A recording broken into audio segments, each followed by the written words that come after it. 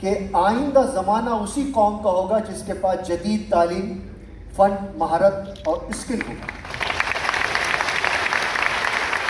اس scientific society میں ہم Europe میں چھپنے والے کتابوں کا اردو اور اس کے بعد دیگر علاقائی زبانوں میں ترجمہ کروائیں. مگر سید بھائی، آپ کالج یا اسکول کی جگہ یہ سائنٹیفک سوسائٹی کیوں قائم کرنا چاہتے ہیں؟ آپ کا سوال جتنا فطری ہے اتنی ہماری ضرورت بھی. اس وقت ہندوستان میں سائنس اور دیگر علوم میں کتابیں ناپید ہو چکی ہیں. ضرورت اس بات کی ہے کہ یوروپ میں جو ایجادات ہو رہی ہیں ان سے ہندوستانیوں کو روشناس کروایا جائے.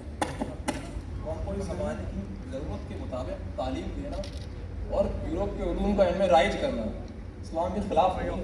بے شک نئے حالات میں پرانی شکشا پدھتی کام نہیں کر پا رہی ہے، لیکن اس کو بدلنے کی ہمت کوئی نہیں جٹا پا رہا ہے. اور ہندوؤں کی بھی حالت کچھ اچھی نہیں ہے. لیکن مسلمانوں سے بہتر ہے. میری پیدائش 17 اکتوبر 1817 کو ہوئی اور ٹھیک اسی سال ڈیوڈ ہیرے نے کلکتہ میں ہندو کالج قائم کر دی، جہاں پر انہیں ڈی روزیوس جیسا شاندار professor British nationalism, Indian nationalism, French revolution پڑھا. اسی کالج کے دین ہیں راجا رام موہن رائے، جنہوں نے 1830 میں وائس رائے کو ایک عرضی دی تھی کہ اسکول اور کالجز کے سلیبس میں سائنس اور انگریزی کے سبجیکٹ شامل کیے جائیں. وہیں 1839 میں 8,000 مسلمانوں نے وائس رائے کو اپلیکیشن دی کہ ہمیں انگریزی اور سائنس کے سبجیکٹس نہیں چاہیے.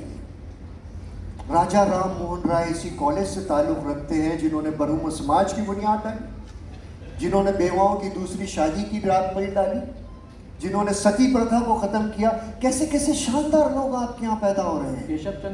کیشو چندر سین، ایشور چند ودیا ساگر، سوامی وویکانند، سوامی دیانند سرسوتی، بڑے مہان لوگ آپ کے یہاں موجود ہیں. ان سب سے میرا بہت عمدہ تعلق رہا ہے، ایک چھوٹے سے اختلاف کے، باقی ان سے بڑی شاندار ہم نوائی ہے. بلکہ سوامی وویکانند اور سوامی دیانند سرسوتی جب میں بنارس میں تھا تو میرے غریب خانے پہ 3 بار تشریف لا چکے ہیں.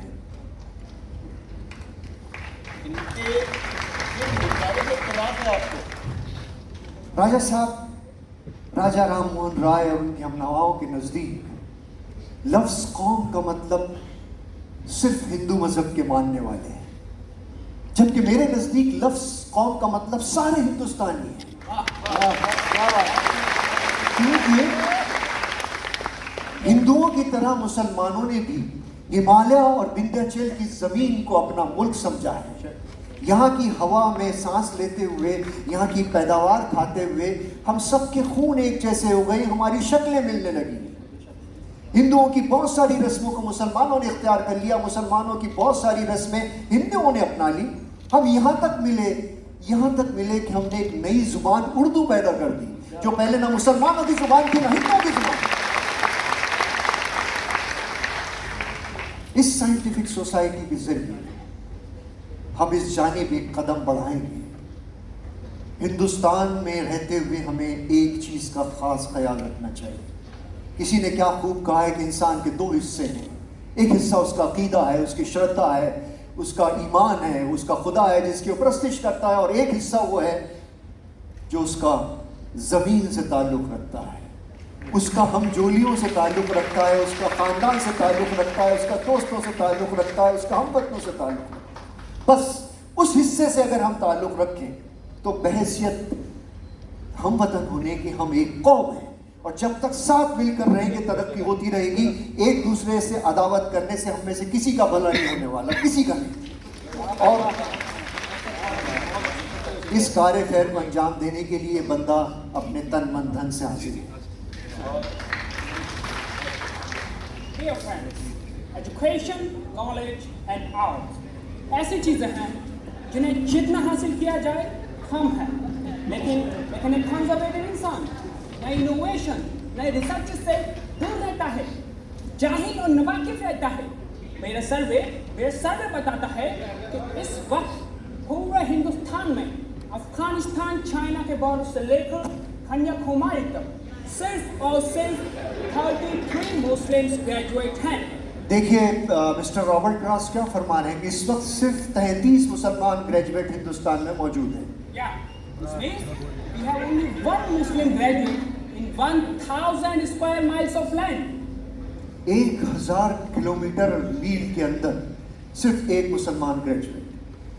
मैंने दिल्ली की तकरूरी के दरमियान तुगलकाबाद का एक सर्वे करवाया था, जिससे पता चला कि तुगलकाबाद में 40 घसियारे हैं, घास काटने वाले। 40 के बारे में पता चला कि वो 40 के 40 मुसलमान हैं। और भी सुनिए, वो 40 के 40 सुल्तान आदिल शाह तुगलक की औलादों में से थे। चूंकि गदर के बाद अवाम अंग्रेज़ों से जुड़ी हर चीज़ को नापसंद करने लगी, यहाँ तक कि उन्हें अंग्रेज़ी ज़बान से भी नफरत हो चली। इस समय तमाम उलूम अंग्रेज़ी ज़बान में महफूज है। हमारा पिछड़ना यकीनी है। इस पुराने तकियानुसी निज़ाम तालीम से किसी का भला नहीं होने वाला। हाय, हमारी कौम डूबी जाती है, उन्हें कोई बचाने वाला नहीं। अमृत थूकते हैं और जहर को मुंह से लगा लेते हैं। हाथ पकड़ने वाले का हाथ छटक देते हैं और मगरमच्छ के मुंह में हाथ डाल देते हैं। मशरिक के जहर को अमृत और मगरिब के अमृत को जहर बना चुके।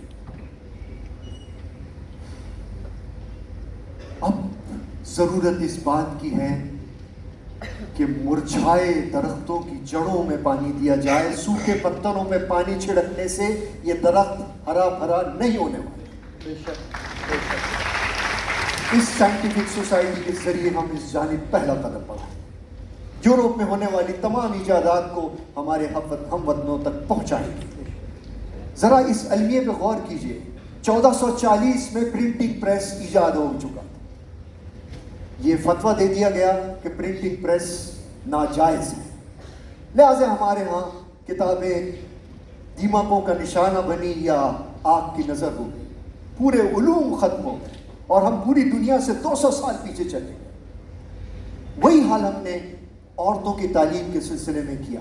औरतों का स्कूल जाना, औरतों का कॉलेज जाना ममनू करार दिया गया। लिहाजा हमारी औरतें दूसरी दुनिया की औरतों से 150 साल पीछे चल रही। सही फरमाया आपने।